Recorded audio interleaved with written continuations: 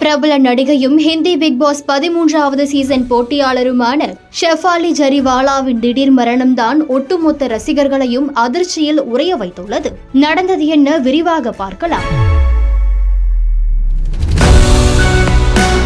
பிரபல நடிகையும் Hindi Bigg Boss 13வது சீசன் போட்டியாளருமான ஷெஃபாலி ஜரிவாலா கடந்த 2004ஆம் ஆண்டு இசைக்கலைஞர் ஹர்மீத் சிங் என்பவரை திருமணம் செய்து கொண்டார். பின்னர் இருவருக்கும் ஏற்பட்ட கருத்து வேறுபாடு காரணமாக 2009ஆம் ஆண்டு அவரை விவாகரத்து செய்தார். பின்னர் 2015ஆம் ஆண்டு நடிகர் ஃபராக் தியாகி என்பவரை திருமணம் செய்து கொண்டார். இந்த நிலையில் நேற்றிரவு திடீரென ஷெஃபாலிக்கு மாரடைப்பு ஏற்பட்டுள்ளது.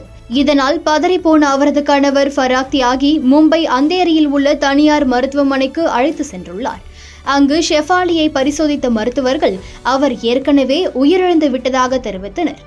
இதனையடுத்து அவரது உடல் பிரேத பரிசோதனைக்காக அரசு மருத்துவமனைக்கு அனுப்பி வைக்கப்பட்டது.